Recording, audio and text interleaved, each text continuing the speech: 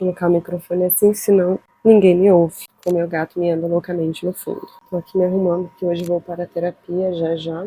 Tava aqui pensando, né? Isso aqui há uns, sei lá, 2 anos atrás, pra mim seria uma coisa assim, muito difícil, assim, de parar plena segunda-feira à tarde pra ir na terapia ou ter qualquer compromisso pessoal, porque eu me sentia culpada em não estar trabalhando, mesmo sendo empreendedora, fazendo meus horários, blá blá blá blá blá. Quando eu comecei a empreender, eu acho que cai no maior perigo, ao mesmo tempo faz sentido para quando você começa a empreender, você pensa, cara, meu trabalho depende, aliás, meu ganho depende exclusivamente, diretamente da minha produção. Então, a depender do que você faz, né? Porque eu sei que tem casos e casos, né? Enfim. Mas na maioria, assim, do serviço, ainda mais quando você é empreendedor, você começa sozinho, você não começa com a ajuda de ninguém. Geralmente a gente começa por um serviço mais árduo, digamos assim, sabe? A gente trabalha mais, a gente presta um serviço que depende muito mais da gente mesmo, da gente estar ali fazendo as coisas o tempo todo, vendendo a nossa hora, nosso tempo, sabe? O que significa que, na maioria das vezes, sim, o ganho vai depender da produção, né? Só que o que acontece com isso é muito fácil dar uma pirada, porque se o ganho depende exclusivamente da produção, a gente tem que estar produzindo a maior parte do tempo para ganhar. E foi onde aconteceu comigo o tilt, dei o famoso tela azul, sabe? E aí nessa eu acabei o quê? Me tornando uma workaholic. Fui fazendo isso, só que não foi assim, estou fazendo isso por escolha. Não, foi uma coisa gradual, foi acontecendo. E quando eu vi, eu já tava o quê? Doente. Que foi o que aconteceu, inclusive. Eu tava vivendo a vida ali loucamente, sendo uma workaholic, até que um belo dia eu simplesmente não consigo, eu acordo e não consigo levantar da cama, fico paralisada. E na hora eu não tava entendendo o que estava acontecendo, eu só não conseguia levantar da cama. Eu até achei que era tipo, sei lá, uma gripe, uma virose, alguma coisa do tipo. Mas ao mesmo tempo eu sabia que eu tava cheio de problema na cabeça. Até que eu fui meio que levada ao psiquiatra à força, né? Colocar aspas, muitas aspas aí, porque eu não queria, assim, ir pro psiquiatra. Chegando no psiquiatra, adivinha? Sem a menor dúvida, sem muito esforço, ele me diagnosticou com burnout. Aí descobriu que era burnout, meus amigos. Já tinha ouvido falar bastante disso, mas sentir na pele, não recomendo. Nem Pazinini, aquelas. Não recomendo, misericórdia. O burnout faz a gente se perder, sabe, de si mesmo. Sei lá, rola uma dissociação da gente mesma, porque a crise acontece, né? A crise não, a síndrome acontece por causa do excesso de trabalho, mas ele vai impactar em tudo, né, na gente por completo. E com isso, você acaba numa crise, não tem como. Se deparando com a sua vida inteira, assim, você começa a colocar a sua vida inteira em jogo, sabe? E assim, sabe o que é mais louco? É que a gente vai levando a vida como se nada tivesse acontecendo. A gente sabe que a gente tá mal, a gente sabe que a gente tá ali numa depressão silenciosa, porque é até um dos sintomas que pode dar, né? Mas a gente vai levando a vida. Por isso que é difícil até aceitar. A gente vai levando e até dá tela azul mesmo, a gente dá um piripaque. E burnout é isso, é piripaque, né? Dá pra traduzir assim? Piripaque? Que é isso, gente, quem já passou sabe. Nossa, eu comprei um protetor solar tão bom. Eu já gastei tanto com protetor solar caro, que na verdade não era bom. Aí eu comprei esse aqui, ó, da L'Oreal. Tá focando, será? É um protetor solar muito bom, barato, porque tem muito protetor solar mais caro, que não chega nem aos pés. Então, se você vai estar procurando um protetor solar, fica aí a dica. Se você não tiver, vai atrás. Passar um rímel? Não vou passar rímel porque eu vou na terapia. Não vou, e depois eu vou no cinema com a minha sobrinha e minha irmã, e não vai rolar. Porque talvez eu me emocione no filme, me emocione na terapia, chore bastante ainda. Ainda mais desse tema. Talvez eu chore até aqui no vlog. Vamos lá, amigos. Continuar aqui a rotina, depois eu volto para falar mais.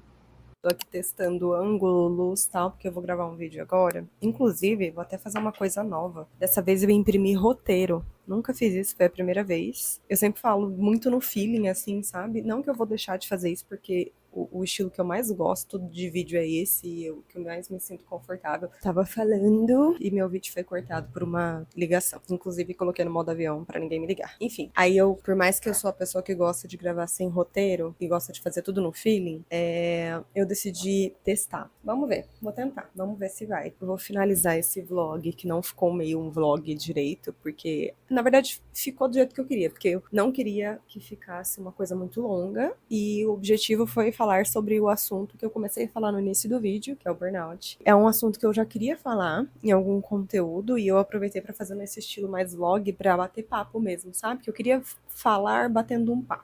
Então espero que você goste, que se sinta, de certa forma, batendo um papo comigo, porque é isso que eu queria, sabe? Eu queria bater um papo sobre. Pra fechar isso, eu não sei até que ponto eu falei do que eu falei, até aqui ou não, já não lembro direito, porque foi na segunda-feira, eu acho, e hoje é sexta. Então, nossa, vai ser o vlog mais rápido que eu já vou gravar, eu já vou ter gravado. Falou a pessoa que grava muitos vlogs, né? Então eu não lembro direito o que eu falei, faz um tempinho, né? Mas eu até anotei aqui pontos, assim, que eu acho que legal comentar, porque por mais que cada experiência é única, depois que eu tive essa experiência na minha vida, eu me comprometi comigo mesma de que o quanto eu pudesse conversar sobre esse assunto com as pessoas, eu iria conversar, porque é algo que mudou minha vida realmente, sabe?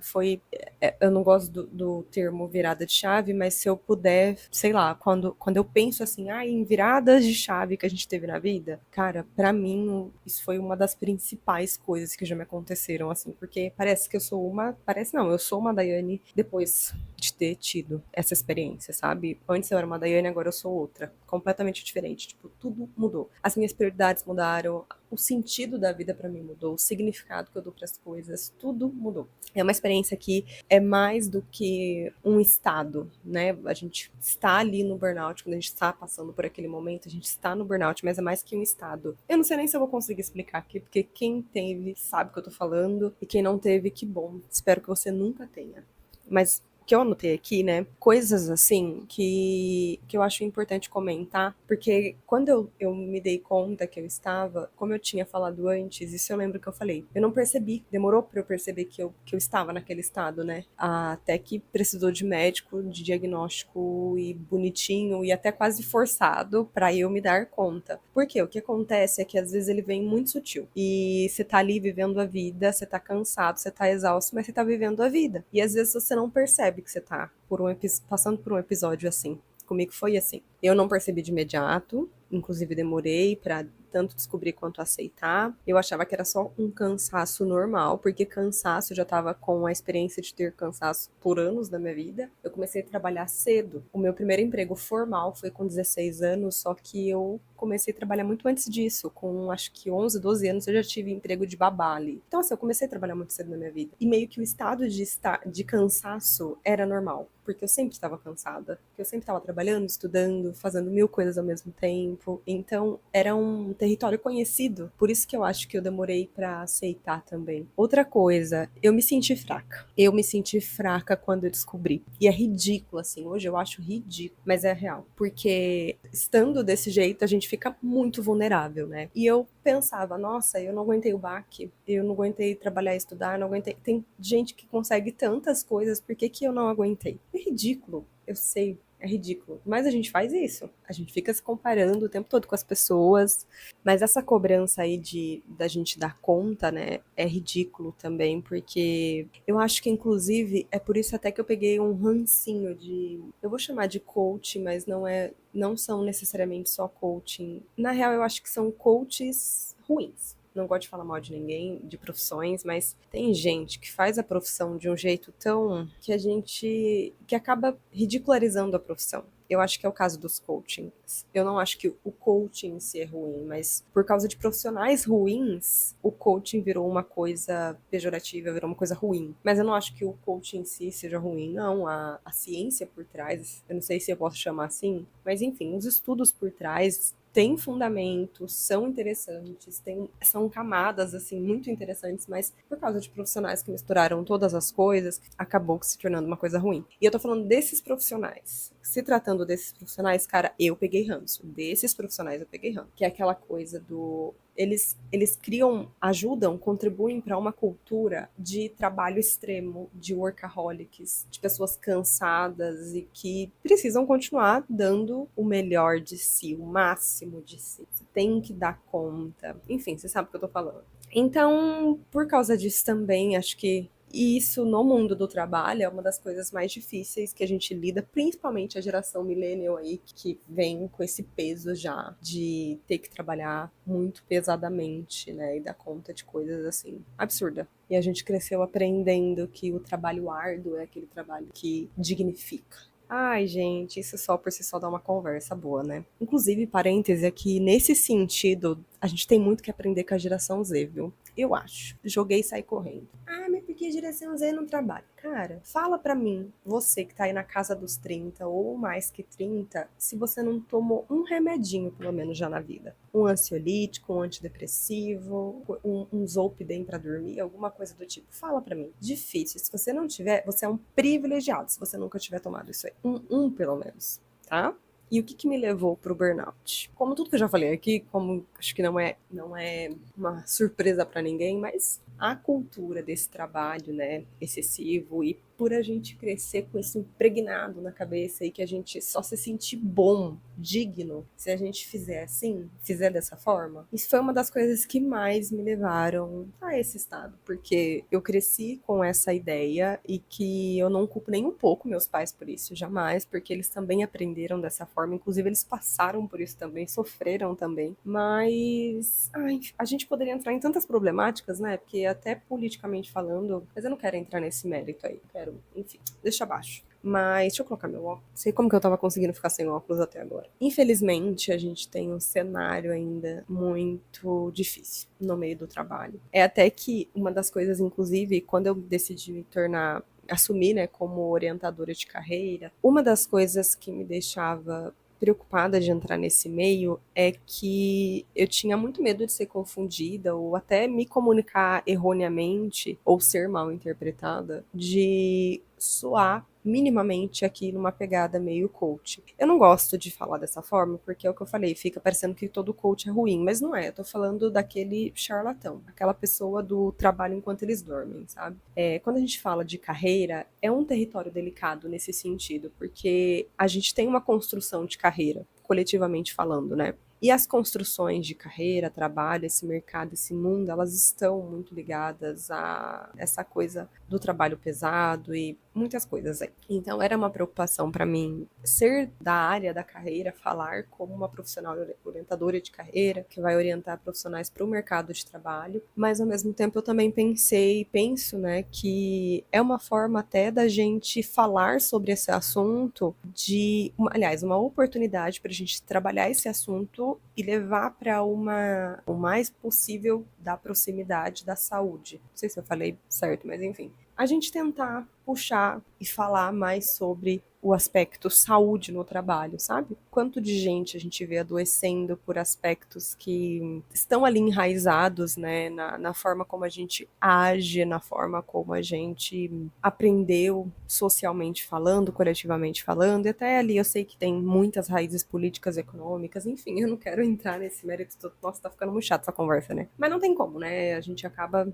Não tem como você pensar trabalho e você estar situado, você não tá, tipo, você tá são, né, você não tá viajando, mas minimamente sóbrio, entendendo o mundo, o espaço-tempo que você tá ali inserido e um pouquinho que seja, um pouquinho das trajetórias que vieram antes, você não se ligar, né, dessas coisas. Mas enfim, eu não vou entrar nesse mérito aqui, eu só quero contar minha trajetória. Só que não tem como a gente excluir completamente essas coisas, né, a não ser que a gente fosse um ET, sei lá.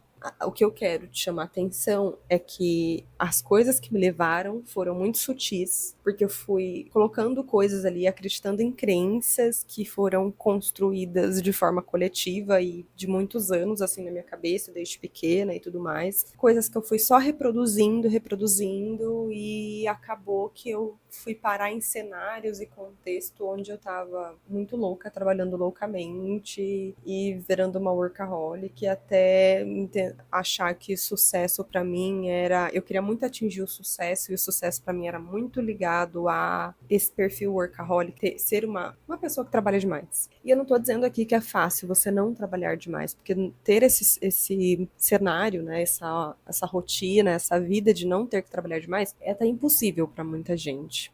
Eu vim de um cenário muito pobre, assim, que eu digo é pobre economicamente falando, pobre de educação, qual que é a palavra? De instrução, sabe? Meus pais, minha família. Eu não tive uma boa educação, eu não tive quase nada, sabe? Eu não fui privilegiada de, cara, você sabe, assim como a maioria das pessoas no nosso país. Mas ainda assim, eu tava ali o tempo todo tentando criar possibilidades dentro das minhas limitações, dentro do meu contexto, dentro do que era possível, dentro da minha saúde, dentro de todas as condições e circunstâncias que eu tive na vida ali que me eram possíveis.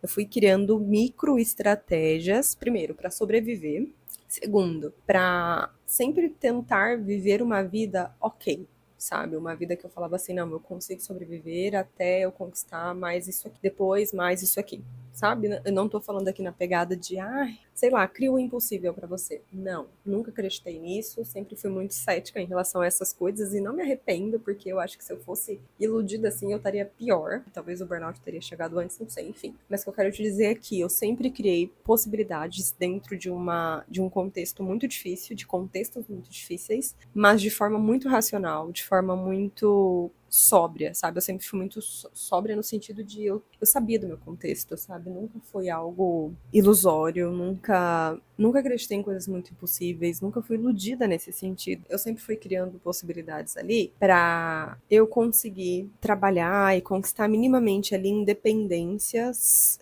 tanto financeira quanto de pessoas, sabe? Para não ter aquela dependência emocional. Então era sempre um conjunto de coisas que criava possibilidades dentro das minhas limitações.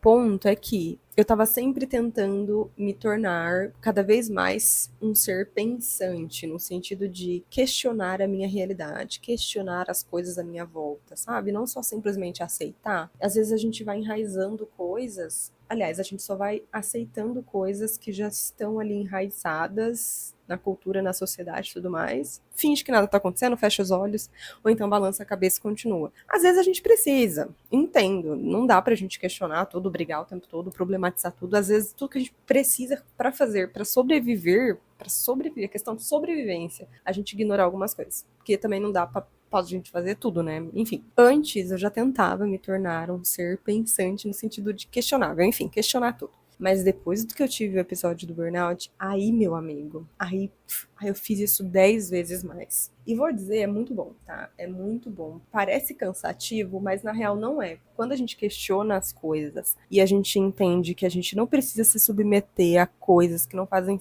real sentido pra gente, porque a gente simplesmente não quer abaixar a cabeça e aceitar coisas que dizem pra gente, a gente vive com muito mais liberdade. A gente se liberta realmente de significados dos outros. Porque as pessoas fazem isso o tempo todo com a gente. As pessoas ficam trazendo significados delas, experiências delas para a nossa vida, a nossa visão de mundo. Elas querem que a gente olhe o mundo como elas. Mas quanto mais a gente questiona, menos a gente faz isso. Porque a gente entende que a gente tem a nossa visão de mundo e a gente quer continuar tendo e a gente quer fechar a boca da galera aqui, ó, falar meu bem. Ou então tampar o nosso ouvido e falar beijo, tô indo aqui seguir minha vida. Eu sei que cada experiência é única, mas para mim, sinais que eu percebi que as coisas estavam esquisitas e que tinha alguma coisa errada. Coisas simples do dia a dia se tornaram muito difíceis. Como, por exemplo, levantar da cama, beber água,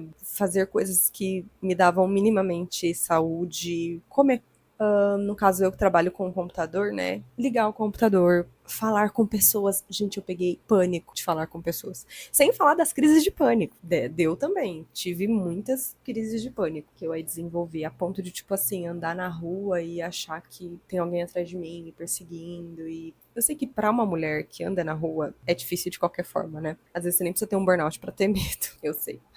Felizmente. Mas, quando você tem um episódio de crise de pânico, isso é 10 vezes pior. Já chegava vezes assim, de eu ir até um lugar que eu precisava, tipo o mercado da vida, e eu paralisar. Eu não conseguia entrar e eu tinha que voltar. Tô dando exemplos até assim, de forma que eu me sinto confortável em falar, mas isso trouxe prejuízos pra minha vida e sequelas que eu carrego até hoje, assim. Hoje eu preciso ali trabalhar nas micro ações e coisinhas ali do dia a dia pra superar coisas que ainda são sequelas do episódio. Fui diagnosticada faz 2 anos? 2 anos, agora em março vai fazer 2 anos. Março de 2025 vai fazer 2 anos. E eu ainda carrego fortes sequelas. Estou o tempo todo aqui, ó, todos os dias, tentando melhorar. Inclusive, alguns takes que eu deixei aqui dos exercícios e tudo mais foram coisas. Eu fiz questão de deixar nesse vlog porque são coisas que me ajudam muito, que não é balela, né? A coisa do exercício é muito real. Eu tive o privilégio de ter uma bicicleta em casa, mas eu sei que, né, enfim, às vezes não dá. Mas antes disso eu também fazia muita caminhada, eu fazia o que estava no meu alcance, sabe? Colocava uma aula de yoga na TV assim e fazia em casa. Tudo que dava para fazer eu fazia para ir conversando com o meu corpo de novo e prestar atenção no meu corpo e coisas do tipo, sabe? Cara, essas coisas podem parecer bobas pra quem nunca teve essa experiência ou pra quem bem longe disso, e que bom se você for seu caso, mas se você já teve ou se você infelizmente tá num episódio assim, você sabe do que eu tô falando. Coisas muito simples do dia a dia que teoricamente são simples, né? Ou eram pra ser, ficam muito difíceis pra quando a gente tá num estado assim. Inclusive, se você está nesse estado, primeiro sinta-se abraçada. Gostaria mesmo de te dar um abraço, porque eu sei, é muito difícil. Inclusive, a depressão é uma das coisas que podem, né? Um dos sintomas que podem aparecer aí. No meu caso, aconteceu. Fiquei ali um episódio com depressão. Gente, é muito mais embaixo. O negócio é muito mais embaixo do que parece. Por isso que eu queria falar sobre, de alguma forma, entende? Porque é algo assim que, primeiro, pra falar pra você, sinta-se abraçada, eu entendo, eu passei por isso. Você não está sozinha, tem muita gente que passa, infelizmente. Por quê? Primeiro ponto que eu queria trazer. Porque é uma coisa ainda muito banalizada por muitas pessoas. Por isso que eu queria falar do primeiro ponto, né? Sinta-se abraçada, eu entendo, eu sei o que é passar por isso, e eu sei o que é muita gente banalizar. Achar que, não, é uma coisinha besta. Não sei porque ela tá fazendo todo esse drama complicado. E ainda mais quando a gente tá passando, né? Pela coisa e as pessoas banalizam. Cara, é foda. Então, primeiro ponto é fazer você se sentir abraçado, abraçada de alguma forma. Se você está vendo isso, passou, tá passando, enfim. E segundo, que a gente precisa falar sobre essas coisas. A gente precisa falar sobre essas experiências. Cara, eu juro pra você que eu acho que é difícil pensar em algum amigo hoje que tenha mais ou menos a minha idade e que trabalhou pra caramba e que não tá doente de alguma forma e que não toma nenhum remédio ou nunca tomou, que tem uma vida super mega saudável. E olha, eu vou dizer um negócio, vai parecer meio arrogante, mas assim, às vezes eu gostaria de ser mais alienada. Sabe aquela pessoa que, tipo, ignorante mesmo? Aquela pessoa que é ignorante e gosta de ser ignorante. Ela sabe que ela é ignorante, mas ela fala, eu não quero saber de nada. Não quero saber de nenhum problema, do que acontece no mundo. Ela vive na bolha dela. Na bolha do, tá tudo bem, o mundo é isso e tá aqui minha vida, sabe? Eu conheço uma outra pessoa assim. E olha, falar pra você antes, eu meio que abominava, sabe? Eu falava, ai, que ridículo a pessoa ser assim. Mas agora eu invejo, porque deve ser tão mais fácil viver assim. Às vezes tudo que eu queria é ser ignorante, tudo que eu queria é ser alienada. Porque daí a gente sofreria menos. Talvez eu nem tivesse passado por tudo que eu passei. Enfim, mas quanto mais os amigos que eu tenho e que são ali, tem esse perfil, né, de escolheram não se alienar também, mais sofrem. Ai, gente, eu nem sei pra onde isso tá indo, mas se você não tirar nenhum proveito desse vídeo, que pelo menos sirva de uma conversa, eu ia falar pra gente rir, mas ai, eu coloquei aqui alguns pontos que eu aprendi, digamos assim, que, cara, sim, aprendi, por mais que deixou sequelas, deixou aprendizados também, é inegável.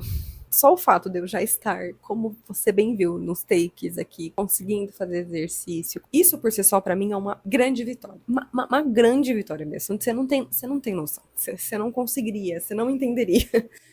Então, assim, o primeiro passo, né, de a questão dos sinais. A gente acaba ignorando os sinais comuns, porque a gente vai vivendo a vida e a gente vai normalizando, a gente normaliza muita coisa que não deveria ser normalizada. E o cansaço excessivo é uma delas. A gente acaba normalizando o cansaço excessivo porque, cara, quem é que não tá cansado, né, hoje em dia? Quem é que não tá se matando de trabalhar hoje em dia? Se você vive numa realidade da maioria das pessoas e não em bolhas utópicas. Enfim, a maioria das pessoas estão cansadas e a gente normaliza porque tá todo mundo sofrendo. Até aí a gente sabe que é uma realidade. Mas, cara, quando o cansaço ele não tá normal, digamos assim, o que é o cansaço não normal? É quando você descansa, tipo, você dorme, você, sei lá, você vai fazendo coisas ali que micro descansos no dia a dia, e você percebe que ainda assim não é suficiente, você percebe que você ainda assim tem alguma coisa muito errada. Enfim, que você nunca consegue descansar de fato, principalmente a cabeça. E se você vai fazendo ali coisas no dia a dia que favorecem já para você descansar e mesmo assim você não descansa, como por exemplo, você tá ali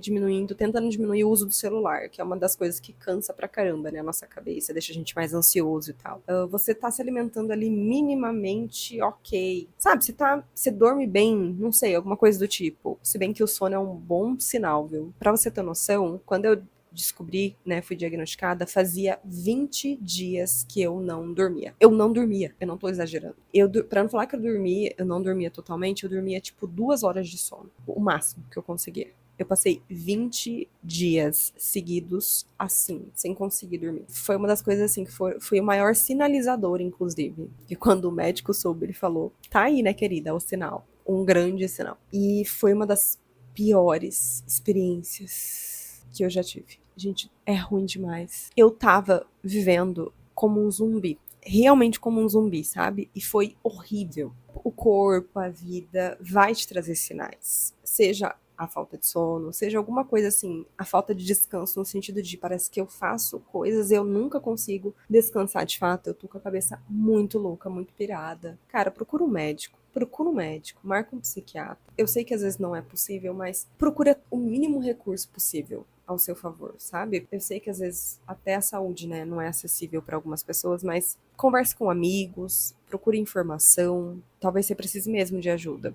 Porque, no fim das contas, o preço da gente não se ouvir é muito alto. E acho que isso foi o maior aprendizado, assim, que ele deixou pra mim. De todos os que eu poderia citar, o maior mesmo é isso, é que o preço de não se ouvir é muito alto. E foi, inclusive, uma das coisas que eu mais estou atenta agora, ultimamente. Qualquer sinal que meu corpo dá, eu tento ouvir. Qualquer indício de que alguma coisa tá muito desregulada ou começa a desregular, eu já me atento. Meus ouvidos estão muito mais treinados e alertas pro meu corpo. E reconectar, conseguir me reconectar com o meu corpo foi, acho que o maior presente que eu tive, sabe? De experiência, assim, que tudo isso me deixou. Não sei nem se eu posso chamar assim, mas é que acabou sendo uma coisa muito boa pra mim, no fim das contas, é me tornar uma outra pessoa e conseguir ser essa pessoa hoje que consegue ouvir o corpo é realmente um presente, dado tudo que eu vivi nos últimos anos. Ah, eu acho que eu vou deixar mais duas coisas que foram muito legais, muito importantes, e talvez pra você, que se você estiver passando por isso ou tenha passado, talvez você se identifique. Se você não se identificar, talvez fique aqui de como um alerta que pode ser algo benéfico pra você pensar e levar pra vida. Duas coisas que parecem bobas, mas é muito real. A primeira é, a gente tá ouvindo o tempo todo na vida que a gente tem que dar o nosso máximo, né? A gente precisa fazer o melhor que a gente pode em tudo que a gente vai fazer. Só que eu nunca vou esquecer de um questionamento que a minha psicóloga me fez uma vez e que mudou minha vida real. Tudo mudou depois que eu comecei a olhar pra vida dessa forma. Eu era muito perfeccionista e eu vou usar era no passado porque eu não sou mais. Eu estou tentando melhorar a cada dia, estou realmente deixando tudo pra trás. E tudo que eu fazia, eu sempre pensava, não, eu tenho que fazer com excelência, porque essa sou eu, é um valor pra mim. Só que teve um dia que ela falou assim pra mim: Daiane, por que você tá dando o seu máximo? Será que eu tenho que dar? sou eu, essa sou eu. Enchi o peito e falei, essa sou eu, tenho que dar meu máximo, porque eu dou meu máximo. Achei que eu estava arrasando. E ela falou pra mim, mas você não pode dar o mínimo agora? Eu falei, não posso, né? Ela, mas se o que você consegue dar agora é o seu mínimo, não seria melhor você dar o seu mínimo, pelo menos, ao invés de, se você não consegue dar o seu máximo, você não dá, enfim, você entendeu, né? E aí eu falei, que é verdade? Não posso tentar, né? Melhor do que não fazer nada. Porque eu não tava conseguindo dar meu máximo. E aquilo ficou na minha cabeça e tal. E eu falei, vou tentar aqui dar o mínimo nisso aqui. Porque ela falou pra mim, você não precisa fazer tudo. Dá o mínimo que você consegue em cada coisa. Faz um pouquinho só. Experimenta. Falei, então tá. Fiz, amigos. Depois que eu fiz uma vez, experimentei, nunca mais eu quis dar mais o meu máximo em nada. Sim, é um papo completamente anti-coaching que você vai encontrar aqui nesse perfil. Cara, o quanto a gente não critica, tipo, pessoas que, sei lá, pessoas que viram pra você e falam, dê o seu mínimo possível. O que a maioria das pessoas falariam? Nossa, que ridículo. Que ridículo uma pessoa falar isso. Mas eu sou a pessoa que fala. E eu falo pra todo mundo que eu tenho oportunidade. Dê o mínimo possível. Porque depois que você aprende isso, sua vida muda. Sabe por que muda? Porque você se torna muito mais executora, no sentido de você faz mais coisas com menos perfeccionismo e não necessariamente bem feito. Eu já vi, você não vai fazer necessariamente bem feito, você não vai fazer com o melhor que você pode dar, mas você vai fazer. E eu não tô falando aqui de uma coisa escrachada, tá? Você fala de qual realmente. Não. Eu tô falando de você, principalmente se você é perfeccionista. Aí você vai me entender mesmo. Que é muito sofrido quando a gente é e a gente quer dar o nosso melhor em tudo. Porque quando a gente faz isso, geralmente o que a gente faz, a gente vai dando o nosso melhor em tudo por onde a gente passa, só que o que sobra pra gente é muito pouco. E a gente que lida com esse pouco depois. É insustentável. A conta não fecha, porque depois o que sobra pra você é tão pouco, e é você que vai ter que lidar com as migalhas que te sobram e com o que te sobra, que é muito pouco. Você sempre vai estar exausto no fim das contas e tudo mais. Então, o perfeccionismo, ele te deixa muito exausto. E quando eu aprendi, entendi que se eu fizesse o mínimo possível, tava ok, tava aceitável já, e eu entregava aquilo e sobrava energia para mim. Porque eu não doei tudo ali naquele negócio, entendeu? Aí tudo mudou. Porque daí eu passei a dar meu mínimo em tudo e eu consegui viver de forma 1000 vezes mais leve. E foi delicioso. Então a lição é essa. E por último, para fechar esse ponto, que já tá grande demais, sorry, é sobre a gente fala não. É simples, mas só pra te lembrar mesmo, só pra te lembrar aqui, você não precisa falar assim pra tudo, principalmente o que não faz sentido pra você. Solta os belos nãos que você tá querendo que eu sei. Seja pra uma coisa, seja pra uma pessoa. Essa pessoa pode ser da sua família, pode ser do seu trabalho. Geralmente é do trabalho. Se você tá passando por um burnout, cara, geralmente é no trabalho. Você vai ter que falar mais nãos do que ainda pra vida pessoal. Seja lá qual área que você tá precisando falar não. É muito provável que você esteja precisando falar não. Quando a gente chega nesse estado de esgotamento, grande parte também é porque a gente não distribuiu a quantidade de nãos pelo caminho que a gente precisava. Então, ajuda demais a gente chegar nesse estado e dizendo sim pra tudo. E principalmente coisas que não fazem sentido, coisas que vão sobrecarregar a gente. Comece a distribuir, delegue, sabe? Delegue coisas assim. Se não for você que precisa fazer aquilo, não pega pra você. Não pega. Pegue o mínimo possível de coisas pra você. E fale o máximo de nãos que você conseguir. Você vai ver. No fim das contas, sobra muito mais pra você. De você pra você. E eu poderia ficar aqui falando dicas e dicas e dicas, sei lá, pra você evitar chegar nesse estado e tudo mais. Só que a real é que cada contexto é único, né? Muito único, cada experiência também é muito única. Então, eu não gosto de falar de forma genérica, porque eu sei que cada pessoa é única. Mas eu sempre tô atenta hoje em dia, eu tento, né? E no sentido de mim mesma, né? Eu não tô falando sobre o que tá acontecendo no mundo, que inclusive eu tento me abster o máximo que eu consigo disso, porque também se eu fico recebendo muita informação que eu não preciso receber naquele momento, eu fico mais ansiosa. Isso só contribui para não ficar bem. Então, aqui dentro de mim, eu tento ficar atenta ao que está acontecendo aqui dentro de mim. E isso me ajuda demais a evitar coisas que podem me levar a outro episódio, me levar a estresse, exaustão e tudo mais. Ressignifiquei tudo assim, os tipos de trabalhos que fazem sentido estar na minha vida ou não, tipos de tarefas que me cabem ou não. Então, se eu vejo que é algo que eu posso delegar, que eu posso falar, não, deixa para outra pessoa, estou fazendo isso. Tento abraçar menos o mundo, tento salvar menos a pátria, no sentido de eu não quero ser mais aquela pessoa, amiga, namorada, qualquer coisa de relação, que vai tentar fazer algo pela pessoa, entende? Nesse sentido, de você, a cada oportunidade que você tiver, você tá lá tentando ser útil. Cara, não. Às vezes tudo que você precisa é só estar ali. Vive um momento e vai chegar momentos, assim, que realmente são propícios para você se sentir útil. E aí você vai ter oportunidade disso. Mas não faça isso o tempo todo. E não olhe para as coisas todas como utilidade, assim, nesse sentido, principalmente no sentido de trabalho, né? Como, por exemplo, um hobby que você gosta muito, não monetiza, não torna aquilo uma forma de ganhar dinheiro. Curte aquele hobby como um hobby e monetiza só o que realmente faz sentido, como trabalho de fato. Aqui é só um exemplo, assim, aleatório que eu joguei, mas é nesse sentido, a gente tentar dar menos utilidade, principalmente de trabalho, para as coisas, mas a gente aproveitar mais as coisas e a vida de forma mais apreciativa, sabe? E se você tá no seu limite por aí, você sente que você se identificou com alguma das coisas que eu falei aqui, cara, procure ajuda o máximo que você conseguir. Se quiser conversar comigo sobre, fique à vontade, deixa aqui nos comentários, me chama, enfim. Se você de alguma forma precisa recomeçar, você sabe que isso pode te levar a um recomeço, por mais difícil que seja, pensa na sua saúde, porque sem ela, é aquele clichê, sem ela você não vai a lugar nenhum, você nem não adianta nada. Descansa. Descansa o máximo que você conseguir. Descanso é questão de sobrevivência. É mais do que importante, é realmente questão de sobrevivência. O intuito aqui desse vídeo não foi nem trazer, sei lá, aprendizados e nem nada, era mais para compartilhar minha experiência e de alguma forma tentar te alertar sobre isso, se você tem aí evidências de que pode estar acontecendo com você. Não sei se te ajudou, espero que te ajude de alguma forma, não sei o quanto fui útil, enfim. Mas eu realmente só queria compartilhar minha experiência e falar um pouquinho disso, né, desse assunto que é tão importante, tanto para as nossas vidas como principalmente para nossas carreiras e o nosso papel ali no mercado de trabalho. Provavelmente o vlog vai se encerrar por aqui. Eu te vejo então nos próximos. Curte o vídeo se você gostou. Compartilha com alguém que você sabe que talvez precise ouvir e assistir isso aqui. Se você se sentir à vontade, comenta, compartilha a sua experiência. Vou ficar feliz em saber.